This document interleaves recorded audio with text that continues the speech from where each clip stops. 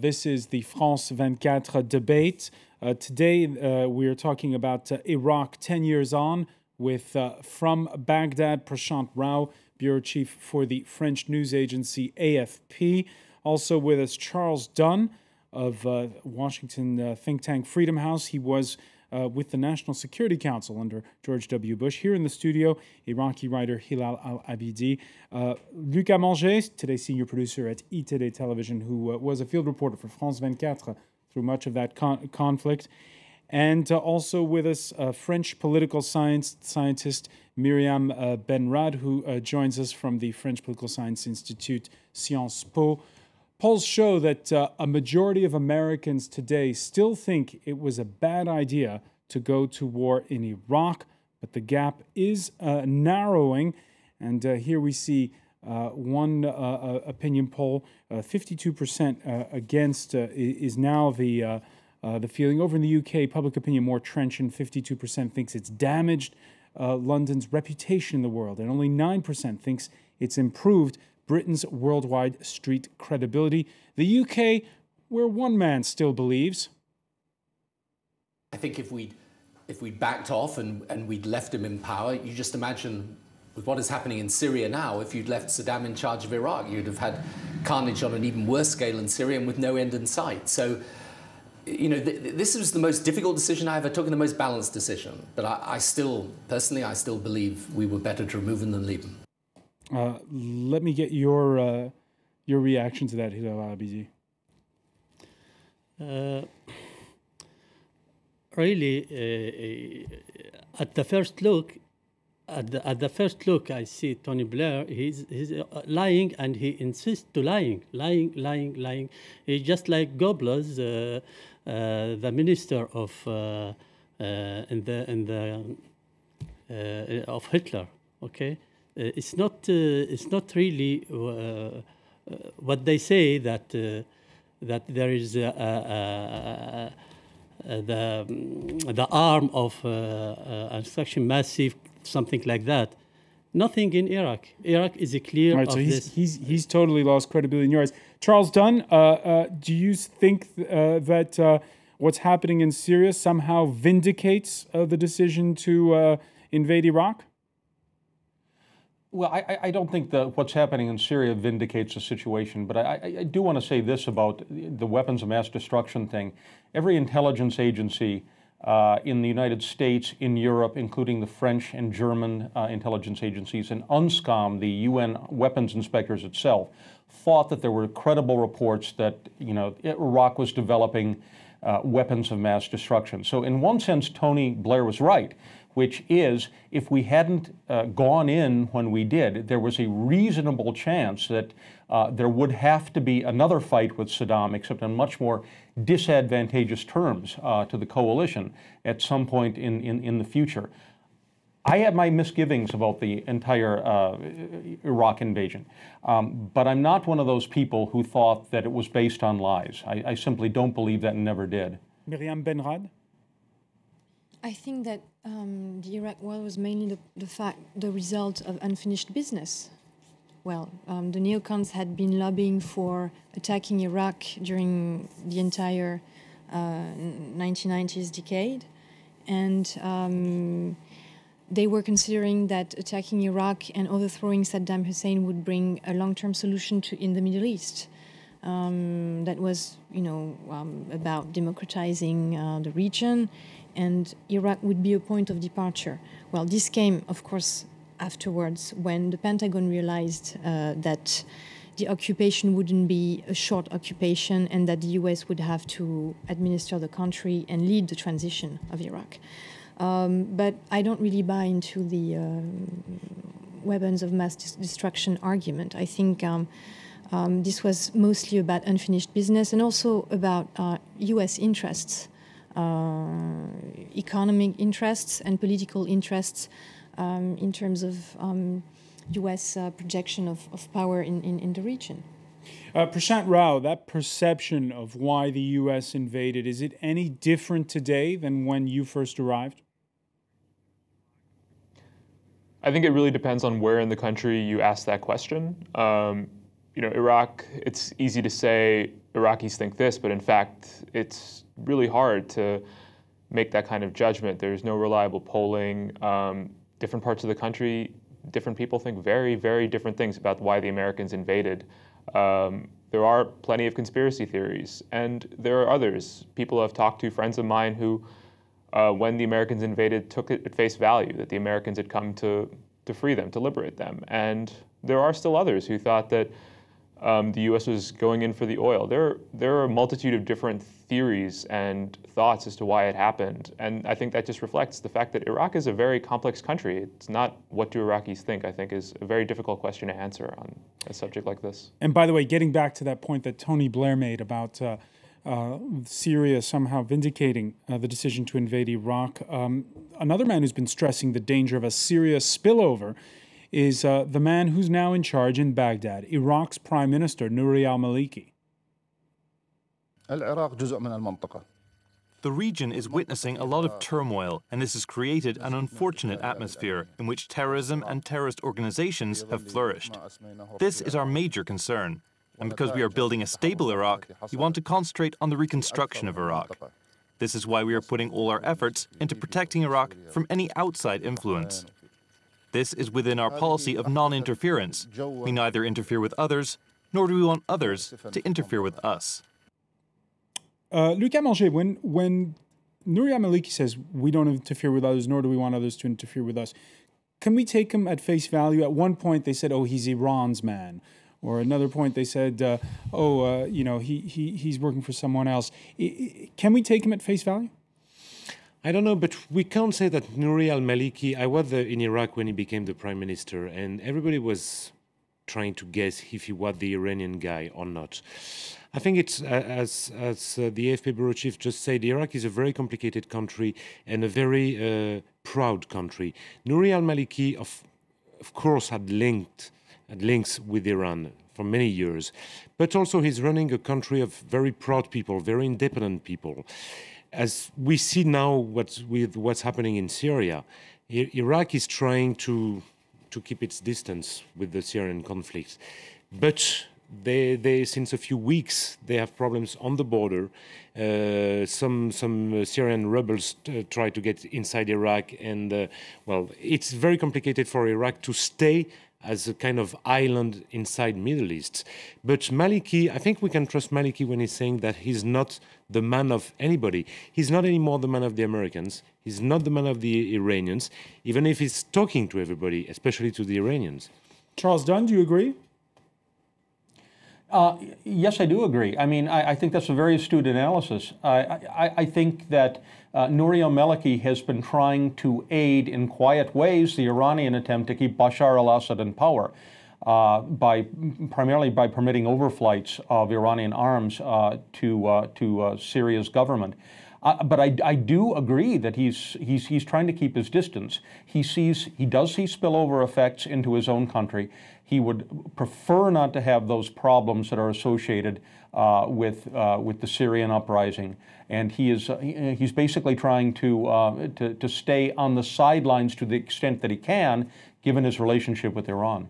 And as we know, that patchwork in Iraq, as Prashant Rao was describing it a moment ago, very intricate, very complex. Sunnis, Shiites, and also the Kurds in the north. We've seen the open rowing that's been going on with Tariq al-Hashimi, the deputy prime minister, who's Sunni. We're also seeing fears of a new conflict. This one would definitely be over oil. And there's no conspiracy theory here. Kurds in the north still arguing with Baghdad over revenues. The issue's unresolved. A new pipeline to Turkey would bypass hotspots. There you see it in those dotted lines. Hotspots beyond Kurdistan's control. Could we see a new blowing up of Iraq, in your view, Myriam BENRAAD? Over oil this time? Over oil? Well, there's been lasting conflicts over oil, and now the issue is about who's going to be in charge and about the contracts themselves. The question was discussed during the constitutional process in 2005, And the constitution was foreseeing a law to be adopted by the parliament, a law on how the oil rent would be managed and how the oil revenues would be managed. So this was a sort of twofold law. And finally, there was an impasse at the parliament because, well, basically the parties didn't agree on how the oil sector would be reorganized, with two sides, one being for a recentralization of the oil sector, and that was the position of Prime Minister Al Maliki and Hussein Al Sharistani, the Deputy Minister for Oil, for Energy. And on the other hand, you had the Kurds and the Shiite provinces in the south asking for more prerogatives in their region and asking for the right of the right of signing their own contracts with the companies. So in the end, the Kurds chose to adopt their own legislation for signing their own contracts, which of course infuriated Baghdad, which called those contracts illegal. And the thing is that the contracts signed by the Kurds are production sharing agreements, which basically are much more favorable than the technical services contracts so offered by Baghdad. With this whole issue of sharing out the oil revenue, you in fact have the issue of, can a federal system work where everybody can share and get a piece of the pie?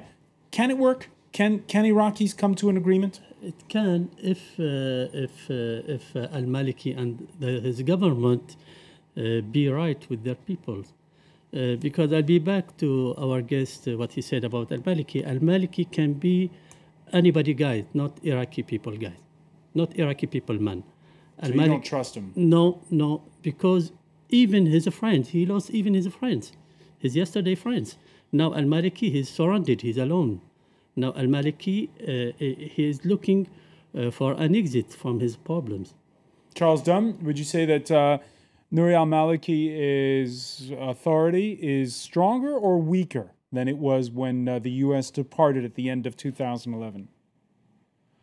I think, frankly, that it's stronger. He's taken very clever advantage of the departure of U.S. troops, even before U.S. troops left, to start strengthening his hold over the key levers of power. For example, to the office of the commander-in-chief in Baghdad, where he basically has his own, personal authority over security forces.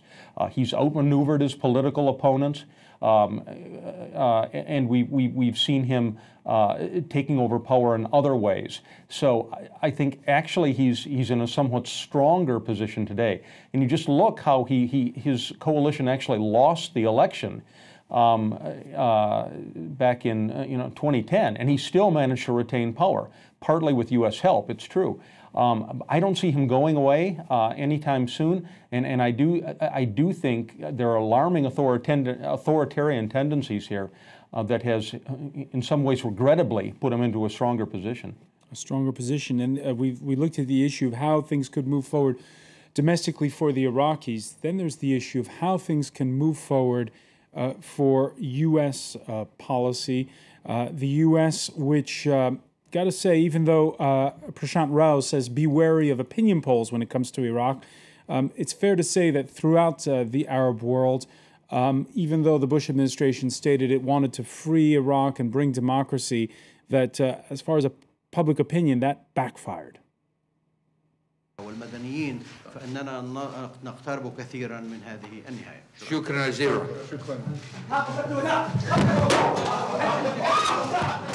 Let's remember that parting shot at the outgoing President Bush just before he stepped down in December 2008. A lot of time has passed since Lucas Menget, since that shoe was thrown. Both shoes actually were thrown. I almost forgot these images. But as a result, how has U.S. policy changed? In Iraq? In Iraq and I'd say in the wider region, when you look, for instance, at the conflict in Syria today. There was a change when Barack Obama made his speech in Cairo. I was in the Middle East at that time. In 2009. Yeah, and I remember that there was a real...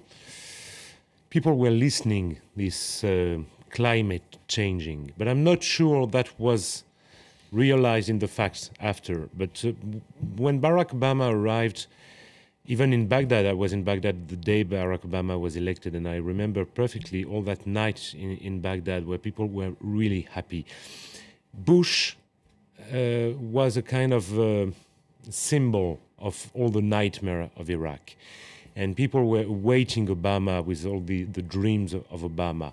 I think they're a bit disappointed now, but because the American policy is not as clear as Barack Obama told it should be. So, Prashant Rao, do they want the U.S. to be more or less implicated in Iraq? I guess it, again, really depends on where in the country you're looking at. If you go to the Sunni heartland in Iraq's west and north, I think there's a real feeling that the U.S. abandoned Iraq to Iran, and that basically, you know, there are lots of people in Sunni parts of Iraq who believe that and who very much think that the U.S. should either get more involved or has left Iraq and hung it out to dry. I think the Kurdish population would very much welcome a stronger American sort of engagement with Iraq because they've long seen themselves as allies of the United States. And I think the majority Shia population, that's where it gets a little more interesting. I think there's an ambivalence to the United States there that is perhaps not so much in other parts of the country, particularly the Kurdish north. When you look at the trillions that have been that were spent on that war, Charles Dunne, today in Washington, is there any stomach whatsoever for embarking on any sort of foreign conflict? No, I don't think there is. I mean, we're seeing this painfully on display when it comes to United States policy towards Syria. Even small steps, such as providing, let's say, anti-aircraft weapons to the Syrian rebels, are not being taken, and we've seen nearly 70,000 dead there. I would completely agree with the assessment that we just heard about, how people would react in Iraq to a greater U.S. involvement. I think the table was set for that kind of involvement by this comprehensive security and civilian partnership agreement that was negotiated at the end of 2008. And very little has been done to implement either the security or the civilian partnership aspects.